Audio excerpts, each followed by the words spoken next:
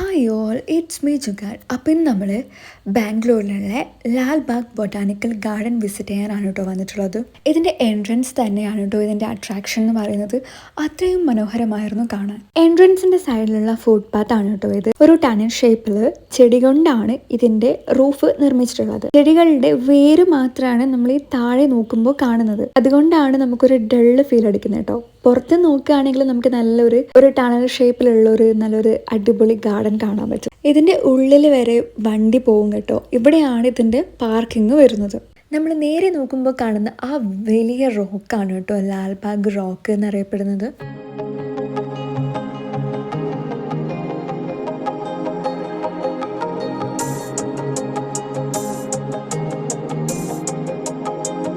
Peninsular ഗ്നെയ്സ് എന്നാണ് ഇതിൻ്റെ ശാസ്ത്രീയ നാമം വരുന്നത്. ഈ റോക്ക് കാണുമ്പോൾ തന്നെ നിങ്ങൾക്ക് മനസ്സിലാവും ഒരു ചെറിയൊരു ലെയർ പോലെയാണല്ലോ വരുന്നത്. സോ ആ ഒരു ഫിനോമിനനാണ് ഗ്നെയ്സ് എന്ന് പറയുന്നത്, അല്ലെങ്കിൽ ആ ഒരു ടൈപ്പ് ഓഫ് റോക്കിനെയാണ് ഗ്നെയ്സ് എന്ന് വെച്ച് വിശേഷിപ്പിക്കുന്നത് കേട്ടോ.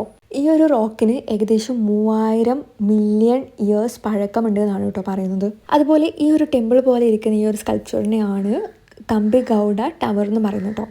ഈ കമ്പി ഗൗഡ എന്ന് പറയുന്നത് ബാംഗ്ലൂരിൻ്റെ ഫൗണ്ടറാണ് കേട്ടോ. സോ അദ്ദേഹം ബാംഗ്ലൂരിൻ്റെ ബൗണ്ടറി ഡിസൈഡ് ചെയ്യുന്ന സമയത്ത് ഈ ഔട്ടർ മോസ്റ്റ് ബൗണ്ടറിയിലായിട്ട് 4 ടവറാണ് വെച്ചിട്ടുണ്ടായിരുന്നത്. അതായത് 4 ഡയറക്ഷനിൽ 4 ടവർ. അതിൽ ഒരു ടവർ സ്ഥിതി ചെയ്യുന്നത് ഈ ലാൽബാഗ് റോക്കിൻ്റെ മുകളിലാണ്. നമ്മൾ ഈ ടെമ്പിൾ പോലെ കണ്ട സംഭവമാണ് ഈ ഒരു ടവർ എന്ന് പറയുന്നത്. സോ ഇത് റീബിൽഡ് ചെയ്തതാണ് ഈ ടെമ്പിളിൻ്റെ ഷേപ്പിൽ. മുൻപ് ഇത് ഒരു നോർമൽ ടവർ ഷേപ്പിലായിരുന്നു, പക്ഷെ ഇത് റീബിൽഡ് ചെയ്തിട്ടാണ് ഈ ഒരു ടെമ്പിൾ രൂപത്തിൽ ആക്കിയിട്ടുള്ളത്.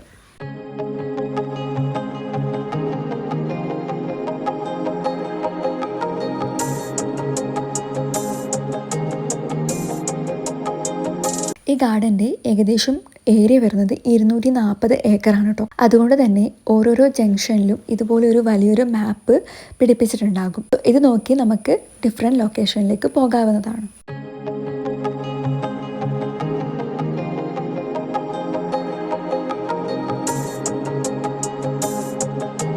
ഇതാണ് കേട്ടോ ലാൽബാഗ് ലേക്ക് എന്ന് പറയുന്നത്.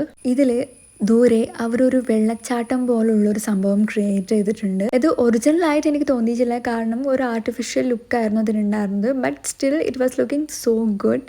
നമുക്ക് അത് നോക്കിയിരിക്കാൻ തന്നെ ഒരു പ്രത്യേക രസമായിരുന്നു കേട്ടോ. അതിൻ്റെ ഓപ്പോസിറ്റ് സൈഡിലായിട്ട് ഇതുപോലെ ഒരു ലോട്ടസ് കൾട്ടിവേഷൻ നടക്കുന്നുണ്ടായിരുന്നു കേട്ടോ. ഞങ്ങൾ പോയ സമയത്ത് അവിടെ ജസ്റ്റ് സ്റ്റാർട്ട് ചെയ്തിട്ടേ ഉണ്ടായിരുന്നുള്ളൂ എന്നാണ് എനിക്ക് തോന്നിയത്. അതുകൊണ്ട് തന്നെ ഫ്ലവേഴ്സൊന്നും ഉണ്ടായിരുന്നില്ല. ഈ ഒരു ഏരിയ എനിക്ക് ഒരുപാട് ഇഷ്ടമായിട്ടോ. നല്ല ഭംഗിയുണ്ടായിരുന്നു, കാരണം 2 സൈഡിലും ഈ ഒരു വെള്ളമൊക്കെ ആയിട്ട് നടുക്കൂടെ ഒരു ബ്രിഡ്ജിലൂടെ നടക്കുന്ന ഒരു ഫീലായിരുന്നു. ഇവിടെ നിന്ന് ഒരുപാട് പേര് ഫോട്ടോസൊക്കെ എടുക്കുന്നുണ്ടായിരുന്നു കേട്ടോ.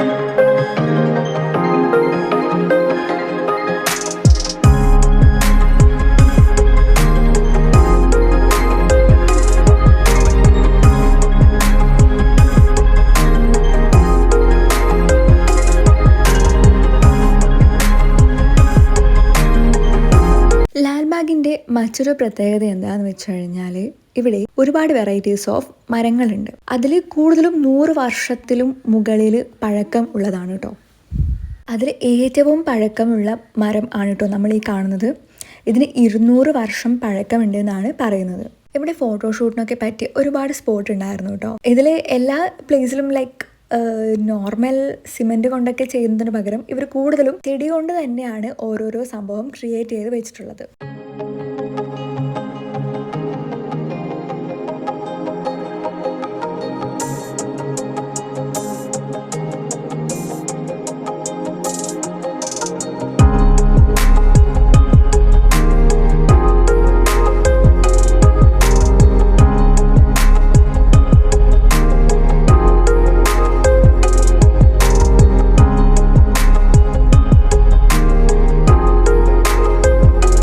വർഷത്തിൽ 2 തവണ ഫ്ലവർ ഷോ നടക്കാറുണ്ട് കേട്ടോ. ജനുവരി ഓഗസ്റ്റ് മാസങ്ങളിലാണ് ഇവിടെ ഫ്ലവർ ഷോ നടക്കാറ്. അതുപോലെ ഇവരുടെ ഓപ്പണിംഗ് ടൈം വരുന്നത് രാവിലെ 6:30 മുതൽ വൈകുന്നേരം 7 വരെയാണ്. ടിക്കറ്റ് ചാർജ് വരുന്നത് അഡൾട്ടിന് 30 രൂപയും കുട്ടികൾക്ക് 10 രൂപയുമാണ്.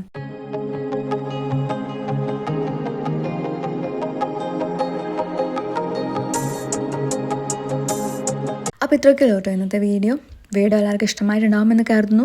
ഇഷ്ടമായിട്ടുണ്ടെങ്കിൽ ലൈക്ക് ചെയ്യുക, സബ്സ്ക്രൈബ് ചെയ്യുക. അപ്പോൾ നെക്സ്റ്റ് വീഡിയോ ആയിട്ട് കാണുന്നവരേക്കും ബൈ.